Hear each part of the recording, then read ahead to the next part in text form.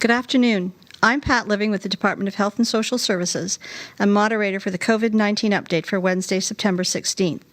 We are joined today by the Honourable Tracy-Anne McPhee, Minister of Education and Justice, and the Yukon's Chief Medical Officer of Health, Dr. Brendan Hanley.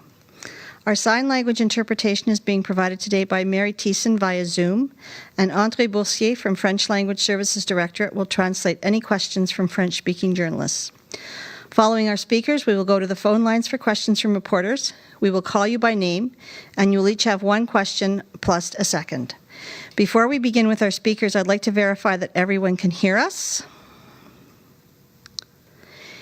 If any of the reporters are having problems, please email Alexis Miller, alexis.miller, M-I-L-L-E-R, at gov.yk.ca. Thank you. Minister McPhee? Thanks very much, Pat. Thank you to everyone for joining us here today on the traditional territory of the Ta'an Quechan and Council and the Kwalindun First Nation. I'm really pleased to be here today with Dr. Hanley. It has been 6 months since the impacts of COVID-19 began to be felt here in our territory. The challenges presented by this pandemic have forced us all to change the way that we live our day-to-day lives and to work together to keep our family, our friends, and our neighbors safe.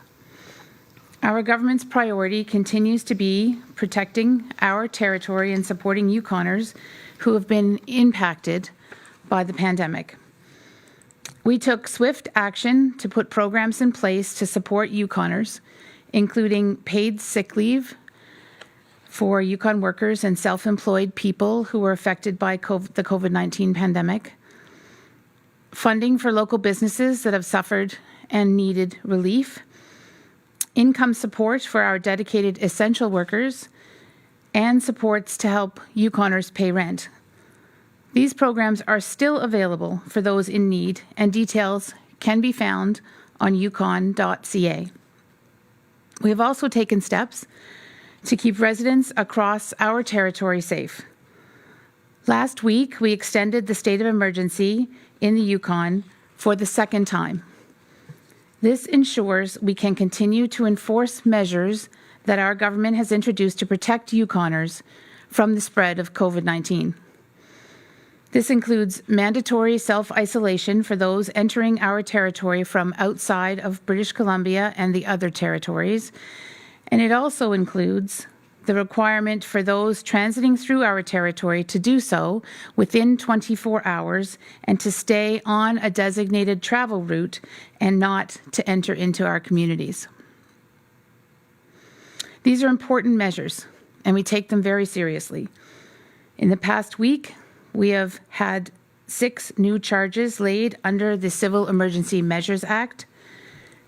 These were charges for failure to self-isolate as required upon entry into the territory. There were 3 of those. 2 charges were for failing to act in accordance with a signed declaration, and the other was for failure to remain on a designated route while transiting through the territory. We know that these measures are inconvenient for many, but they have been successful in preventing the spread of the virus. We encourage everyone, and continue to do so, to do their part in preventing the spread of COVID-19 in our territory, including those who are visiting us from outside. I'd like to remind all Yukoners and visitors to be kind, patient, and respectful to one another. If you have concerns, please contact our enforcement team at covid19enforcement@gov.yk.ca, or you can call 1-877-374-0425. It has now also been a month since students returned to Yukon schools. The last few weeks have been challenging, there's no doubt about that. It has taken a tremendous amount of work to adapt and adjust to the new health and safety guidelines for schools, and it has not been easy for anyone. I'm very encouraged to see that with patience, kindness, and mutual support of one another, we are seeing staff, students, families, and school communities settle into new school routines. This is a school year like no other, but we are pleased that the majority of our schools have been able to return to full-time, face-to-face learning, and that all Yukon students are able to connect with their friends and their teachers every day. Our teachers have done a tremendous job to adapt with enthusiasm and creativity to ensure that our students can enjoy fun and engaging learning opportunities. It has been a challenge for education systems across the country, and in fact across the world, to navigate the realities of the COVID-19 pandemic, because it continues to be a dynamic situation that changes day to day and week to week. We are very fortunate here in the Yukon to be in a position where our students can return to the classroom. It truly takes a community to raise and educate our children, and I want to thank everyone who is contributing to the successful start of this school year. Thank you to the parents who are helping their kids get ready every day and encouraging them to adapt to new routines. Thank you to the school staff who are keeping our learning spaces organized and sanitized and safe for our students to use and enjoy. Thank you to the bus drivers who are helping get students to and from school safely each day. Thank you to our students for their resilience and courage and determination. They're really leading the way. Thank you for teachers who are finding innovative ways to support and educate their students. More than ever, school staff are finding creative ways to assess and meet students' needs and meet students in their learning where they are. They are supporting students by providing more personalized, flexible learning opportunities that are inclusive of each student's different needs. As we continue to navigate this pandemic, it is more important than ever to reflect and identify the barriers and opportunities that are before us to ensure that students are supported. The Auditor General's report in 2019 recommended that we review our inclusive and special education services and supports for students. This review began in February with a focus on the Department of Education's current practices, procedures, and legislated responsibilities.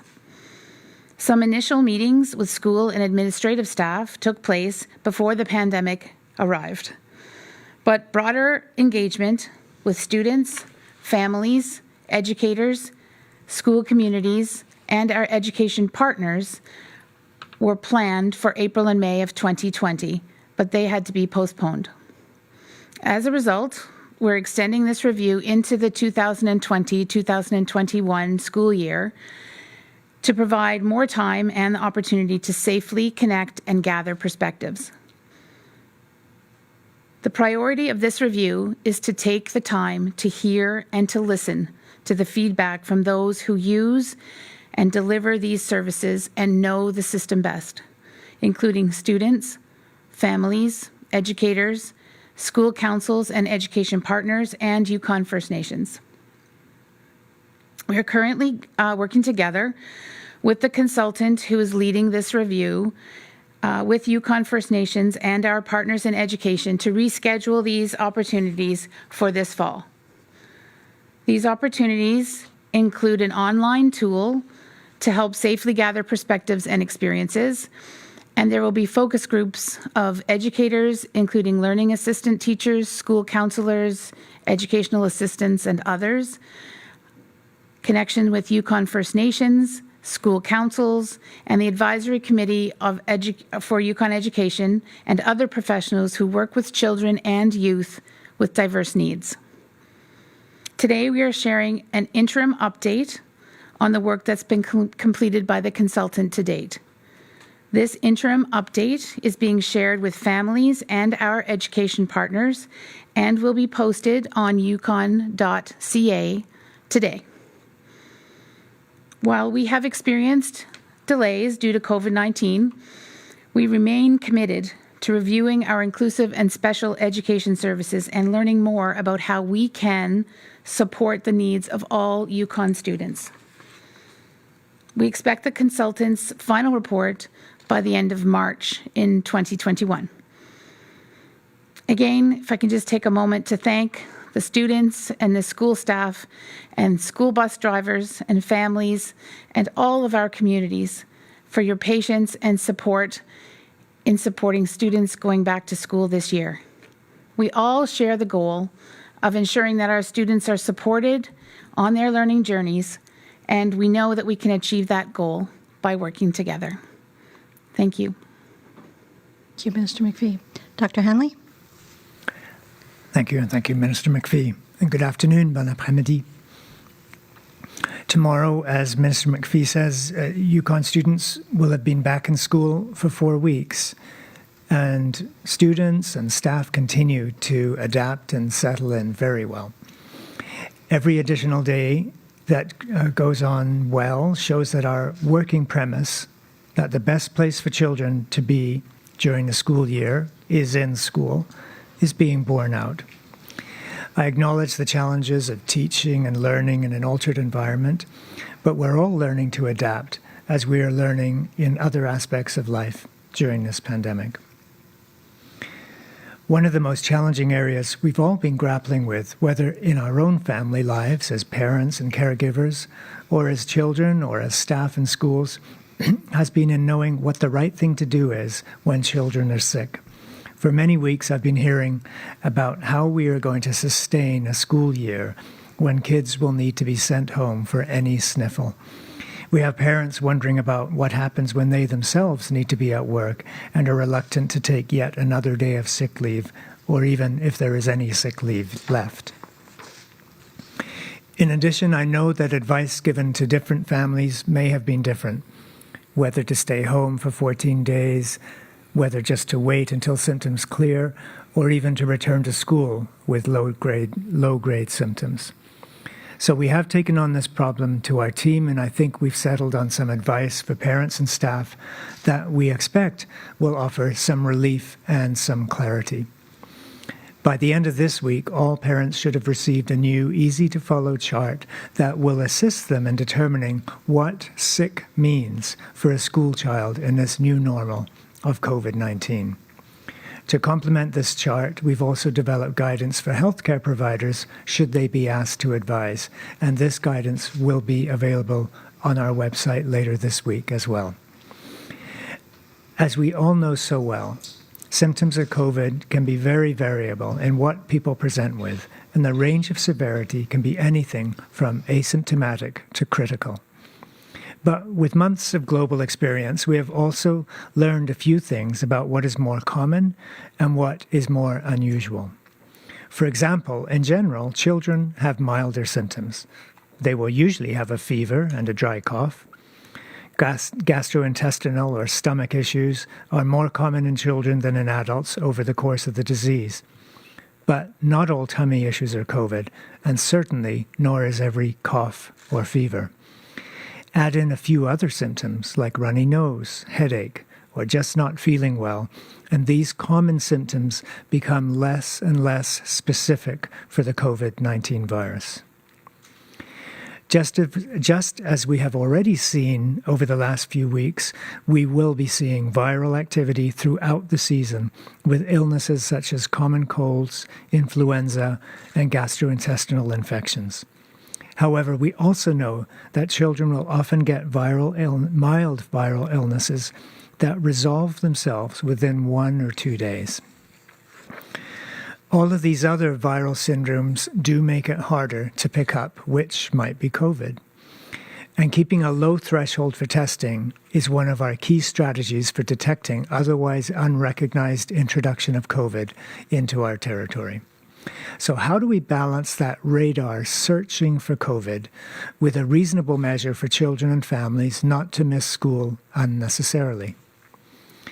The literature to date, along with data accumulated from some large jurisdictions, does indicate to us which symptoms are safer and which symptoms are higher risk for COVID. Thus, we have created a new tool based on a stoplight approach. But before I go into this, I want to say a couple of things about testing. First, testing is always available and encouraged for anyone with symptoms. But at the same time, we know it may not be practical or even necessary for every person with a runny nose to drop what they are doing and get tested. And by the way, I do note that we've just surpassed 3,000 people testing in the territory for an overall positivity rate of about 0.5%. The second point about testing is that once you are several days into an illness, testing actually starts to become less useful. On the one hand, there's no need to test at the first moment. That's on the one hand, that testing becomes less useful later on. But on the other hand, there's no need to test at the first moment of illness. Unless you or your child are sick enough to need medical attention, there's no need to get tested at 11 p.m. at night, for example. The test result will not come back any faster. The ideal time for testing is in that first day or two of symptoms. But back to handling your child with their symptoms. The first step is to assess your child every morning before going to school. And in the traffic light approach, and I'll show a quick version of a poster that we've developed with the red, yellow, and green lights. In the green situation, if there are no symptoms at all, this is not surprisingly when you can send your child to school. But this category also includes situations where symptoms may be consistent with a previously diagnosed health condition and are not new or unusual symptoms. So allergies are a common and good example of this. Now, what if your child has a runny nose or stuffed up nose or headache or sore throat or maybe just not feeling well? The yellow light category includes a list of these lower risk symptoms. In these cases, keep the child at home and observe for 24 hours. If these symptoms resolve within 24 hours, children can return to school without having a COVID-19 test. However, if symptoms last more than 24 hours, children must either be tested or stay home for 10 days before returning to school. These are situations where the fastest way to resolve the dilemma of what to do is to get your child tested. The one exception is an isolated runny nose. We know that this symptom alone is only very rarely associated with COVID, and we all know how common this symptom is throughout the fall and winter months. In the case of just a runny nose that persists past that 24 hours, and when the child is otherwise well, these kids can go back to school or daycare. In the red light category, testing for COVID-19 is strongly recommended. These symptoms include cough, fever or chills, shortness of breath or difficulty breathing, and loss of taste or smell. Even though in our current context, these are also common symptoms of upper respiratory infection of any cause, these are more predictive symptoms for COVID and therefore deserve a higher level of precaution. This is a lot of information to take in just from my words, and we will have the information sheets distributed through the Department of Education, as well as posting to the Yukon.ca website to make it easier for parents to read and understand. Probably the most important things to take away today is that a persisting runny nose only after that first day of observation does not necessitate a child to remain at home or out of daycare. A second or more symptom needs to be present, and if a child does need to stay home and chooses not to test, the length of stay has decreased from 14 days to 10 days. This is another area where, with this information, we hope to help keep illness out of the schools, but also to keep children in schools as much as we can in the current context. And even in those kids with a runny nose, practicing safe measures within the school context helps to prevent sharing of any virus, not just COVID. To keep COVID illness manageable within the territory, I'd like to remind all Yukoners to practice the Safe Six, not only here at home, but when traveling out of the territory. The borders within Canada, of course, are not closed, and only a few jurisdictions, including ourselves, are requiring self-isolation when arriving from another province or territory. Manitoba, the 3 Northern Territories, and the Atlantic provinces. And in Yukon, we have done something different from anywhere else in the country. We have removed a self-quarantine requirement from another major jurisdiction, in our case, the 3rd largest province in the country that we happen to border with. We continue to watch BC and the rest of the country and analyze where we want to go from here and when. But if we want to at least keep our bubble open with BC, when safe isolation is not required upon return from travel there, we're asking that you supersize the Safe Six when traveling. Again, we expected to see more illness around the world in the fall time, and we could, in Canada, be on the verge of a major second wave. But at a minimum, we're seeing some significant increased activity, resulting in a higher number of cases being diagnosed daily in many other jurisdictions. BC has seen recent spikes, of course, and while this increase is being attributed in part to large gatherings and individuals relaxing the public health measures, these numbers are continuing to increase. So please remember, if you're traveling outside Yukon, to take your travel manners with you. Remember the Safe Six wherever you go. Wash your hands. Stay 2 meters apart from others, not in your bubble. Don't gather in large groups. Travel respectfully. Stay home and away from others if sick. It is important to know the rules of the jurisdiction you're traveling to in addition. Many communities, for example, now require masks in any enclosed space, such as in a shopping mall or other venue. Know the rules and respect them. And when you come back home, be extra careful and extra respectful of the Safe Six measures, which protect all of us. This way, the way we will likely see an outbreak or further cases in the territory will be introductions from Yukoners returning home.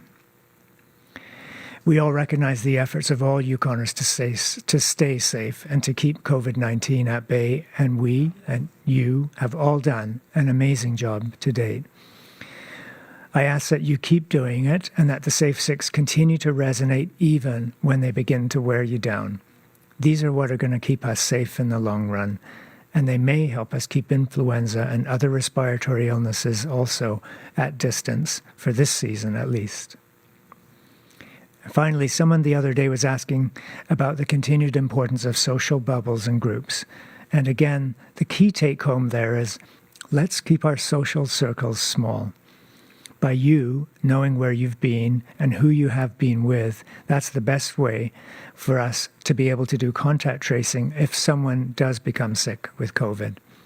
That information is of paramount importance to YCDC and community nursing, who are responsible for all the contact tracing in territory. If you think about it and if you have time, make a list of where you've been and who you have interacted with over the last 3 days. That number may surprise you. Someone would have to talk to every one of those individuals and complete a risk assessment or ask them to come for a test if you became ill, if that happened to be a COVID illness, and that might have to be a lot more than 3 days.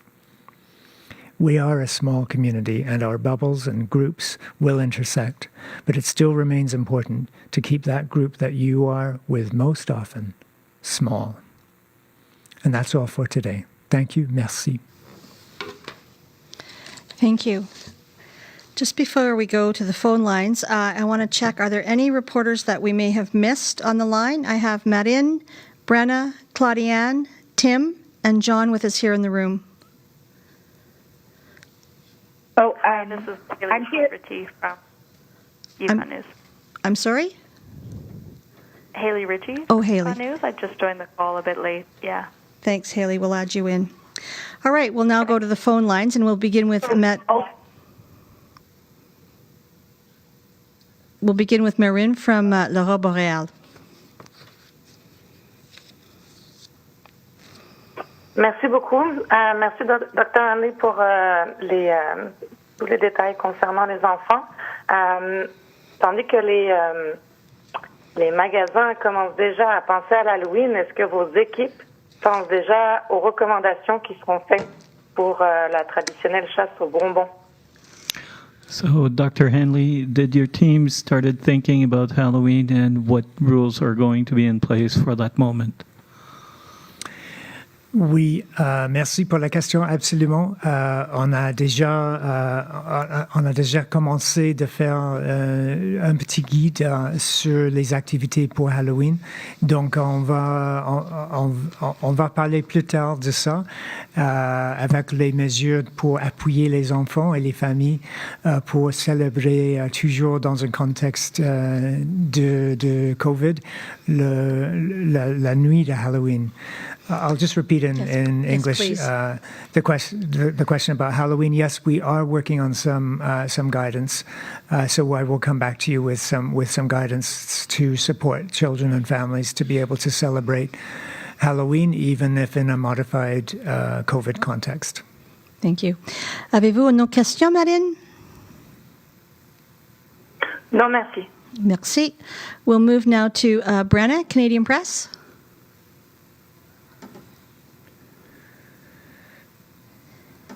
Appears we've lost Brenna. Tracy-Anne, Radio-Canada. Oui, docteur Hanley, possible de m'expliquer en français, donc, non pas ce que les mesures des 3 couleurs sont, ça je vais l'expliquer, mais peut-être pourquoi est-ce qu'on est arrivé avec un système pour les symptômes des enfants à l'école. So, Dr. Hanley, could you please repeat in French the reasons why you came up with this system of 3 colors to describe the symptoms of children? Oui, merci pour la question. Pour le contexte, on sait déjà qu'un domaine très difficile pour les familles, pour les enfants, c'est pour ce quoi faire quand un enfant dans la famille est malade. À quel moment est-ce qu'on peut retourner à l'école? Est-ce qu'il faut être subi un dépistage? Après combien de jours? Est-ce qu'il est sécure? Toutes ces questions-là ont beaucoup vexé des parents, les familles. J'avais beaucoup de questions sur ça. Et même les conseils qui étaient donnés par les médecins, les infirmières, les autres, sont peut-être pas très consistants. Donc, on a essayé de faire un guide pour être plus consistant, pour être plus clair sur qu'est-ce que c'est les symptômes où on a plus de soucis et où, par contre, où on a moins de soucis. Donc, avec le modèle d'un feu de circulation, on a les symptômes verts. Effectivement, on a absence de symptômes. Si on a un feu vert, c'est pour... On peut aller à l'école sans problème. Et même ça inclut dans cette catégorie-là les symptômes qui sont déjà connus. Donc, par exemple, les allergies, les symptômes d'un nez qui coule, un tout associé avec une allergie qui est connue pour cet enfant. Donc, la catégorie intermédiaire, le feu jaune, c'est les symptômes qui sont là, mais sont moins prédictifs pour COVID. Donc, sont plus associés avec les syndromes viraux de journalier, effectivement. Donc, c'est les symptômes qu'un nez qui coule, un tout, de la fatigue, de la malaise. Et donc, en ce cas-là, on demande les parents de retirer l'enfant de l'école, d'observer pendant 24 heures. Et si les symptômes sont... si l'enfant est récupéré après cette période d'un jour, il peut retourner à l'école. Mais si les symptômes sont plusieurs et persistent, on est conseillé de faire un dépistage pour être plus rapide à décider si on peut retourner quand les symptômes sont résolvés ou sont meilleurs. Donc, c'est une catégorie intermédiaire. Et dans cette catégorie aussi, c'est le nez qui coule comme seul symptôme. Si on a un nez qui coule seulement, l'enfant est autrement bien, on a passé les 24 heures, il n'y a rien d'autre, cet enfant-là peut aller à la garderie ou à l'école. Et finalement, dans la catégorie rouge, c'est les symptômes où on a un peu plus de soucis pour le COVID, la possibilité de COVID. Et c'est avec une fièvre, un toux ou le mal à respirer. Et avec aussi l'absence de sensation de goûter ou de sentir. Et donc, cette catégorie rouge, on est fortement recommandé de faire un dépistage et puis de suivre les instructions de personnes dans le secteur santé pour quoi faire après, pour attendre le résultat, pour attendre la résolution des symptômes avant de contempler un retour à l'école. Donc, effectivement, c'est ces trois catégories. On espère que ça va donner plus de conseils clairs et consistants aux familles. Thank you. Avez-vous une autre question, Claude-Anne? For the Minister of Education, whether the inclusive and special education report will lead to hire of more educational assistants. This has been a long time request from parents and education alike. Thank you, Claude-Anne. It may be that ultimately is part of the response, but it would have been relatively easy to say, let's hire more educational assistants and continue with the same process that has been in place for a long time. What we know about inclusive and special education is it is not likely working as well as we want it to. So this is a real review of the experiences of families and students and educational experts, as well as educators, to determine how we can do this better. And ultimately, the information that we get through the review of inclusive and special education will guide us on how to improve those services and how to do better in the future.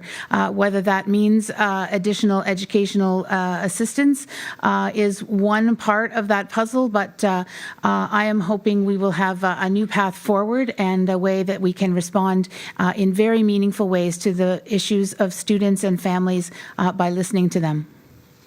Thank you. We'll move now to Tim from CKRW. Good afternoon, Dr. Hanley.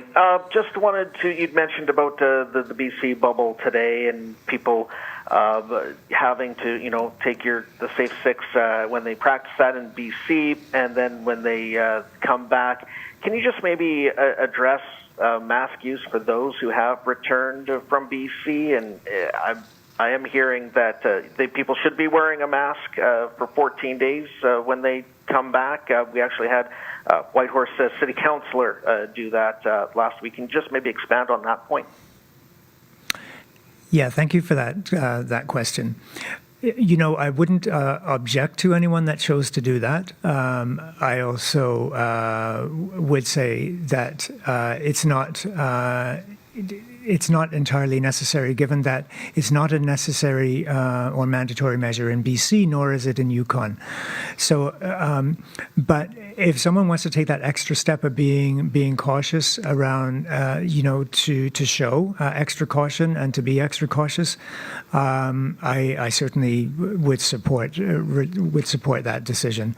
And it's important that of course that that really the fundamental is the observance of the Safe Six, and then avoiding some of those higher risk or taking extra care maybe to avoid those higher risk social situations. So just being very careful to observe distancing, to comply with our guidance around indoor gatherings and outdoor gatherings. So it doesn't necessarily mean doing anything different. It just means crossing your T's and dotting your I's with doing what we were already asking everyone. But there is a component to that there are we do have more strict requirements to people who are working in healthcare settings, so including acute care facilities and long-term care, and that also affects some of the visitation policies. So that is where, for instance, if a healthcare worker, a nurse or a doctor or another healthcare worker is traveling to BC and then re-entering a healthcare facility, we are asking PPE and a mask use for those first 2 weeks. So that is where we're being extra cautious with protecting those facilities that are more susceptible to an outbreak. Thank you. Next question, Tim? Yes, thank you. I think I'd asked you this a couple of months ago, actually, but just in regards to flu shots, is there any consideration of bringing them online earlier than the month of November, and will we have enough supply? Yeah, great question. So we're really getting close to influenza season, and I think we are preparing for late October introduction, and as always, starting with making the flu shots available for the people at higher risk. We have ordered actually double our usual supply, so we are prepared for a higher demand, which we expect to see a higher demand, and we are preparing in Whitehorse the facility at the convention center for offering mass immunization clinics in a COVID-safe way. In fact, I'll be going there after this conference just to check in on how preparations are going.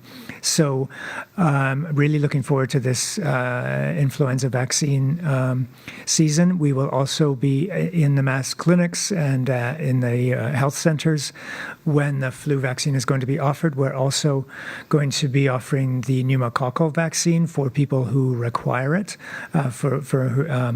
so that's usually adults with underlying medical conditions or over age 65 if they haven't already received it. And the other aspect is that we are also going to be having pharmacists deliver vaccines as an added component, an added way for people to get influenza vaccine. So more details to come on that, in terms of dates and locations and all of that, definitely coming soon. In terms of start time, well, late October really is ideally positioned. That you could argue that if we go too early,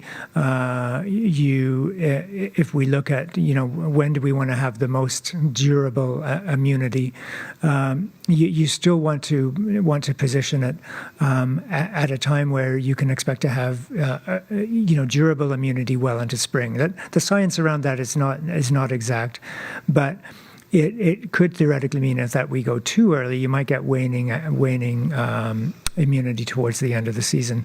I think the more probably important aspect is logistical, and that is that you want to be sure you have all the vaccine in the territory ready to go in all the places where you're going to offer vaccine.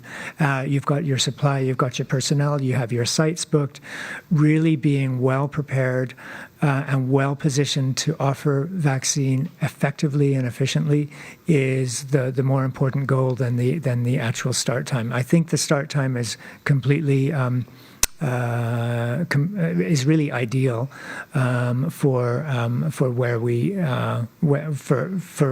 we anticipate our season to be. Of course, we don't know exactly what the flu season is going to be like.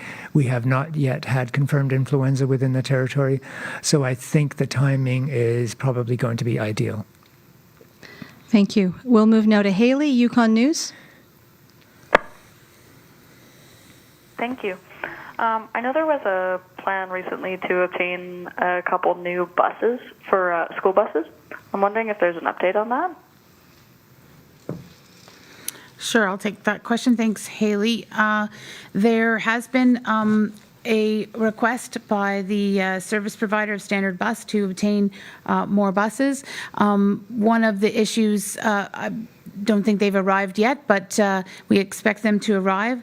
But what's also important to remember is that there have been some staffing challenges as well. So even if we could order many, many more buses, which we can't in Canada, obviously there's resource issues, but more importantly, there is a lot of jurisdictions who are looking for new buses and across the country, and also looking for new staff. So it's a good reminder that we're all adjusting and adapting to the ongoing pandemic challenges, and to do so with, we hope, patience and mutual support. And it's also a good opportunity for me to say, encourage anyone who enjoys working with students and may be currently looking for work opportunities to contact Standard Bus and hopefully provide, well, there is training provided, but hopefully work with students going forward and round out some of the challenges we're having with providing a full service that we want for getting students to school safely. Thank you. A follow-up question, Haley? Thanks. Yeah, my other question was the 6 new charges.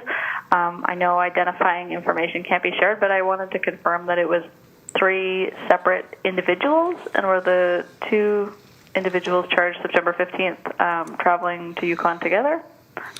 I don't know the answer to the second part of your question, and I think of the 6 charges, there were 5 individuals.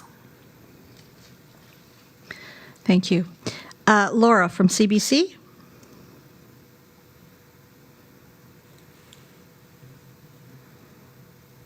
Laura, can you hear us? She was having some difficulty getting on.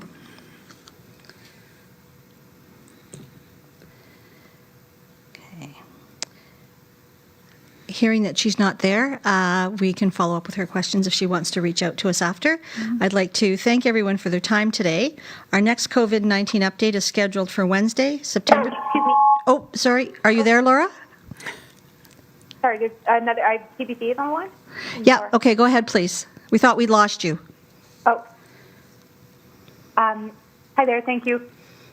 Yeah, there's been, I guess this question is for Minister McPhee. There's been some concerns about the number of substitute teachers in the territory right now, especially with more teachers having to stay home if they have any symptoms.